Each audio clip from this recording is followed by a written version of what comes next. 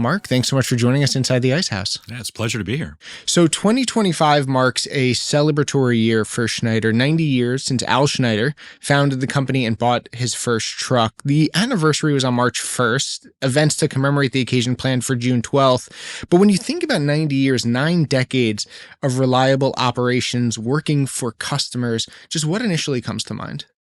First of all, it's such a meaningful milestone to be around 9 decades. And I think it's just a testament to our associates.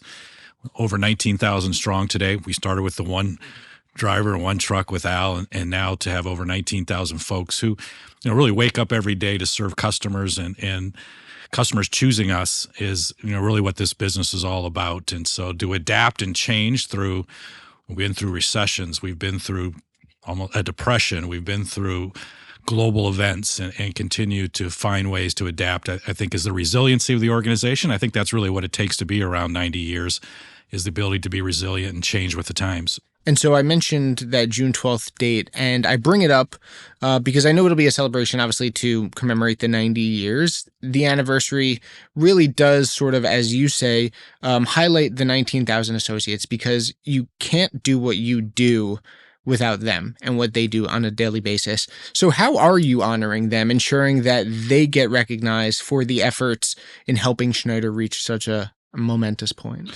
Yeah, and I think that's why we're really taking the whole year to celebrate in different ways with different audiences, just so we can touch as many people as we can. That June 12th day that you mentioned, we're going to have our Hall of Fame drivers, Hall, H-A-U-L, come in and be recognized on their milestones. It's just a great testament. We have over 6,000 drivers in our history that have driven over 1 million safe miles without any type of accident. And then we have many more at the 3 and 4, and now even a couple now at the 5 million safe miles. So that's really what it's all about, is taking the opportunity to just step back and recognize all those contributions along the path. 1 million, 5 million.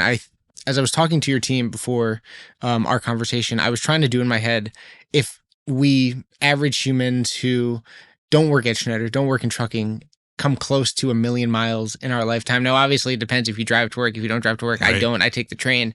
But 1 million miles, 5 million miles, really a crazy milestone to do it so effectively, to do it so safely, really a testament to, as you said, those Hall, H-A-U-L, Hall of Fame drivers, really a real credit to them, and I think a real shining light in Schneider. Well, it's one of the reasons that our truck color and our trailer colors so often are orange, because it's the safest color, and it really just starts really from that first decision, that safety first and always, and it really is something that we're so proud of, because nothing we do is worth getting hurt over or hurting others. And so to see those drivers live that out every day on behalf of our customers is really what makes this worth it. So you had previously, but let me get back to your question on those numbers. Have you ever gone to 1 million miles? Well, I haven't kept track to that degree, but we do about 9 million freight miles a day as a company, which is 380 times around the globe. Crazy. So if you take that from a 5 million driver like Greg Swift, who celebrated that last year, you're talking about 150 times around the globe without having any type of mishap, and it's just an incredible accomplishment. Really incredible. Yeah, I don't know if I'll ever reach 1 million miles. Definitely won't reach 5 million miles. As long as I keep commuting into the city via train, I assume, maybe I'll come close depending on how far I drive outside of work. But yeah, it doesn't really count riding miles. No, yeah, it really has to be driving. Exactly. So you came on 2 years ago for episode 351. We spent a lot of time on that episode talking about your history, your background. So we're not going to spend a ton of time focusing on it here, but your Schneider career started in 1987. You've been around for now almost 40 years of the 90 years that Schneider has been in existence. Began as a service team leader in Seville, Ohio, now oversee a company that, as you just said, travels over 9 million freight miles per day. So being so experienced in the company, having, this 40 years or almost 40 years of time with Schneider, how are you connecting with this great milestone, having experienced the ups and the downs and all the different events that the company has had to overcome to become so successful? Yeah, one of the things I just reflect on regularly is really the foresight of Al and Don Schneider, who really embraced change, right? The reason that you're around 9 decades is that you didn't fight where the world was going. Supply chains changed. We went to a global supply. We've went into an intermodal product that combines truck and train. And if you fight any of those trends or try to protect what today is, you can really hurt the long-term prospects of the company. And so I've always admired and appreciated the foresight, the strategic foresight that they've shown. And I want to make sure that I'm carrying that tradition on. Is how you stay relevant is that you're adapting and changing technology, the safety technology, all the things that are happening. It just makes the company better, and it makes you ability to stand for the long haul. And that's really what we're all about. And you mentioned Alan Don Schneider. How are you blending with such experience at the company? How are you now as CEO blending everything that they've built over the last, or everything that they built over the last 90 years, or how, as it's been 90 years, how are you blending that long history, that rich legacy, with obviously everything being more modern today? Yeah, and I think one of the things I take from Don is that he often said, change everything but your core values. And if you stay true to who you are, you'll make the right decision. But you have to adapt and change and not be afraid of it. And I think that's what we're doing. We're a leader in technology. We're a leader in just about every business that we're involved in, whether it's trucking, dedicated, intermodal, and continue to forward invest and not get overly wrapped up in the issue of the day or the issue of the time. And keep your eye on the long-term horizon because, as he often liked to say, we're here and we're built to last. And you mentioned intermodal a couple of times. We're going to talk about that a little bit later in our conversation, but I do want to speak to the present day. And in December of 2024, Schneider acquired Cowan Systems. It's been now 5 months with Cowan a part of the company portfolio. Q1 was the first full quarter with the acquisition included in the results. But before we just look at its impact, what has Cowan provided Schneider since December that it may not have had prior to the acquisition? Sure. Maybe just back up just one step on that. We made a strategic pivot that said that we wanted to have deep, long-term relationships with our customers and dedicated contract services where we're signing up for a specific service with a specific set of resources. Gives us a chance to be stickier and more long-term with our customer. And we've done that organically, but we've also, over the last 3 years, added 3 acquisitions, Cowan being the most recent, to really build on that strategy. And so right now we have over 8,400 tractors every day and dedicated service contracts with our customers. And what Cowan brought to us was a different approach in the Northeast, particularly in the Mid-Atlantic, but also very lightweight equipment. So what they really focus on is how can they get more payload on their trailer on behalf of their customers. And so you think about that, who has heavy payload, generally food and beverage, building supplies, folks that weigh out on their trailer before they cube out. And that's really their focus. And it's been a very unique model. And like you said, we're only 4 or 5 months in, but it's been a terrific acquisition. And how has its integration of the fleet and services that Cowan provide, how has it just impacted Schneider's operational efficiency, its customer service capabilities, and really long-term, just what's the potential for what this acquisition could become for the company? Yeah, I think one of the real attractive elements of someone like Schneider acquiring a very successful, and this was a 100-year-old company, is that we have access to capital. We can let them achieve their growth potential that they may have been capped for lack of ability to attract capital. And so we want to build on their successes. And part of that is we don't really change. We don't paint them orange, for example. We really hold on to the things that made them special around the customer and the driver community.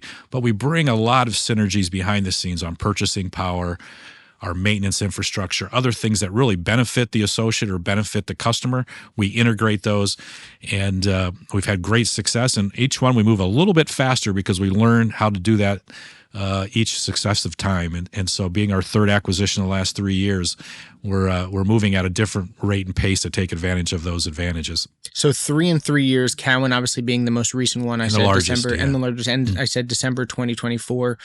What is just your overall process when it comes to M&A and your philosophy to make sure that, sure, a company on paper may look attractive, may look like it's the right fit, but you really don't know for sure if it will be until you meet the people, until you really engage with the company to be certain that they'll fit in with what Schneider's doing? Yeah, you hit it on the nose. Culture is so important, but we think we're the best buyer, particularly those companies that are family-owned, might be their first, second, or third generation of their own business, and it matters to them where it goes. right? They've built something special. They care deeply about their life's work, and no better place than Schneider, who comes from a similar background and has that family feel, but also very contemporary, very leaning forward, and can really help that company over the long term achieve its potential. And so we really, in our due diligence, stress that fact, and through our assessment, we want to make sure that we're going to be a good fit for them and they're going to be a good fit for us. So I want to stay on the topic of business growth, and no technology seems to have the potential to really optimize speed and efficiency in the modern day more than artificial intelligence. And you spoke to the benefits of AI in Schneider's most recent earnings call, saying about the technological advancements that they can help in, quote, freeing up associates to focus on more meaningful work higher in the value chain. So just what does AI implementation look like at Schneider? Yeah, and it's something we've been involved with for the last several years. And what we're really looking at is where do we have the ability to take all the information that we gather and use artificial intelligence to help us make better decisions. How does it, as a digital assistant to our people doing the work? And in some cases, we can even have digital employees that we can then raise folks that are doing something that we can replace with technology into higher value and that the customer values. And so it's a combination of both. It's early in the journey in some respects, but I think the potential and the opportunity, particularly in transportation and supply chain, is very rich. And so we're continuing to experiment. We're having opportunities to advance that process, and we look for more progress here in 2025. And can you speak further on how you balance the AI and the impact it provides while also still having that human touch? Because I think that's something that a lot of companies are still grappling with, making sure that, yeah, they use the technology to its full benefits, to its full capabilities, but they still have people that are on the phones, that are working with customers, that are there to provide the service that still most people, I think, want. I think most people would rather talk to a human than, an AI robot, for example. Yeah, I think most customers, what we call an effortless experience, and how to best serve them at the right time and in the right way. And you're dead on. If you think about the last several years, there was this whole phase of digital brokers, and they were going to come in and the machines were going to do all the work, and we're going to make all this massive disruption to the industry. But in the end, to your point, there's a combination. To make that work is a combination of people and technology. It's not one or the other. It's both, and how they harmonize and how they work. And so it's been somewhat gratifying to see the incumbents like ourselves adopt technology, but also understand that people make a difference. This is a people business at the end of the day, and how you combine those two things matter. So we obviously spoke earlier to the expansion, or to the acquisition, of Cowan. And in 2021, Schneider began pursuing a new vertical of forestry, moving timber straight out of the woodland, something that, maybe 70, 80 years ago, Al and Don Schneider probably didn't foresee being a part of the company portfolio. But what brought Schneider to this new vertical, and how has it just grown over the last few years? Yeah, that's a long way from cheese, beer, and toilet paper with the Wisconsin staples. But, I think it does speak to my earlier comments about dedicated contract services. And it allows us to reach into different verticals because the needs, the equipment, and the solution is much different hauling logs out of a forest, going to a pulp mill, than moving toilet paper to a big retailer on a drop and hook across the country. So, and so while it's not all applicable, you have to go in and really learn the industry, take the time to learn where the pain points are, be a consultant. How can we make a difference with maybe some of the things we've learned in other areas, and how do we apply it here, but also understand that it's different and we have to adapt to what their needs are. And so forestry is just a great example.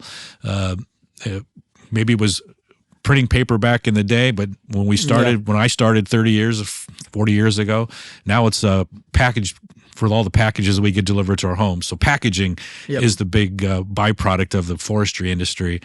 And so the demand's there, and we think we have a better way to help them achieve across the 7-day work week what they need to do to get that timber to the pulp mills.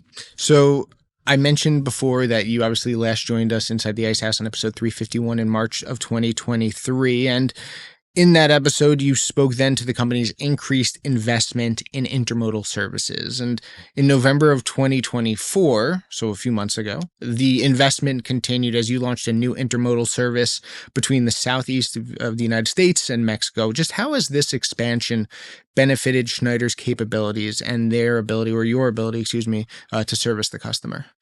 You know what we did? We assessed what's the long-term trend of where products will be sourced. And I think coming out of the COVID era, the long supply chains coming across the whole globe was a problem, and the ability to respond and be nimble. And so our assessment was one of the areas that was really going to benefit from changes that customers are going to make is nearshoring, and Mexico we thought would be a big winner long term. I think even now, as we talk about tariffs and all the things going on across the globe. And so we wanted to make sure that we were there to take advantage of that trend. We've been in Mexico for 30 years, but with the CPKC having the first service that doesn't have any handoffs, that goes right from Mexico to the Midwest, now Mexico into the Southeast. And as the anchor provider on that railroad, we think we have the best solution. And so to us, it was a no-brainer. And we're really, really pleased with the progress we've made. It's our fastest growing segment in the company right now, servicing in and out of Mexico. And to that point, when you look at this intermodal, this cross-border intermodal, how important is it to Schneider's long-term growth strategy, and what makes the company just uniquely positioned to lead in this area? Well, our strategy is to have the best control for our customers. So we own our box, our container, we own the chassis. We do about 94% of the dray on our company assets. And so when you think about all those handoffs, if you're trying to use third parties and all of that, there's complexity, there's cost, there's friction. And so by keeping that optimized across all of our assets within our control, we think we have the best customer experience, most efficient for the railroad, because our partner's the railroad and we want to be efficient in and out of their locations. And we think that's absolutely the best model. And certainly that's what we've taken to Mexico too with this new CPKC relationship. And where do you see the greatest growth opportunities when it comes to this area, this cross-border intermodal?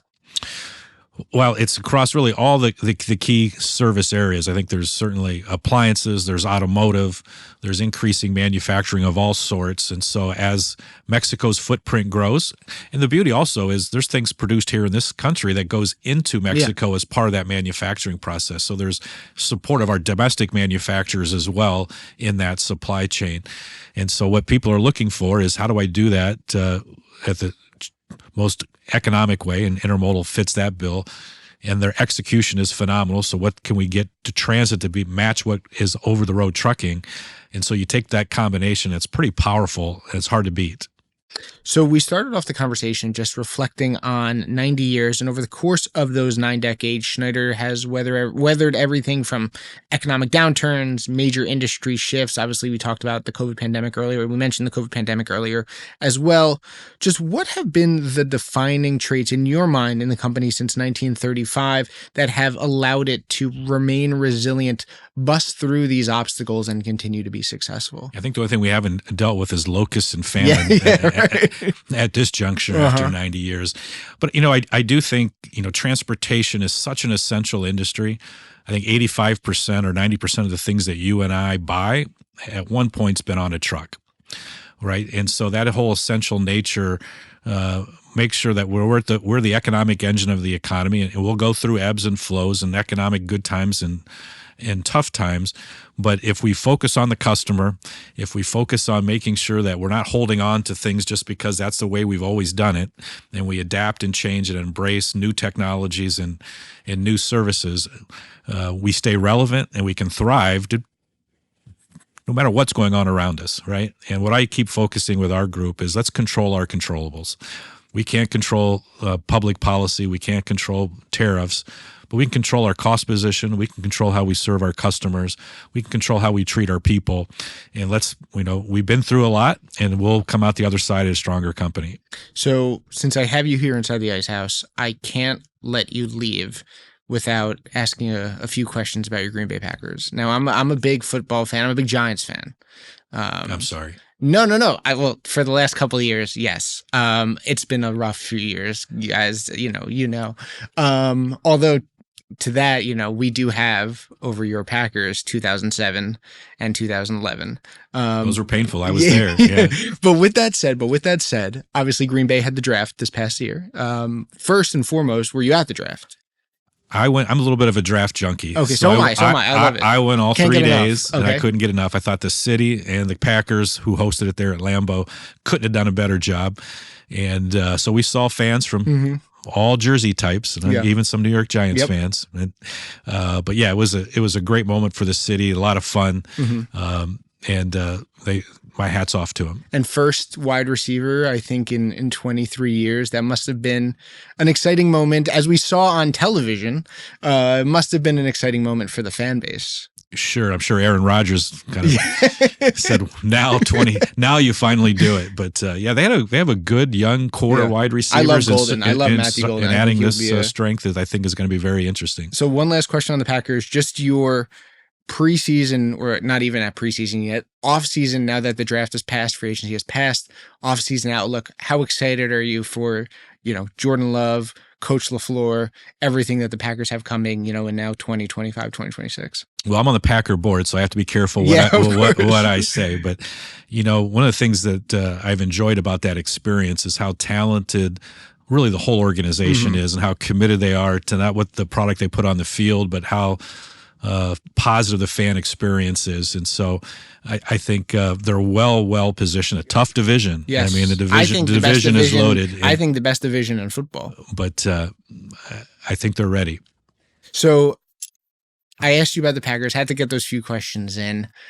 Now back to Schneider. It's 90 years. You've, as we've talked about, spent almost 40 years now within the company.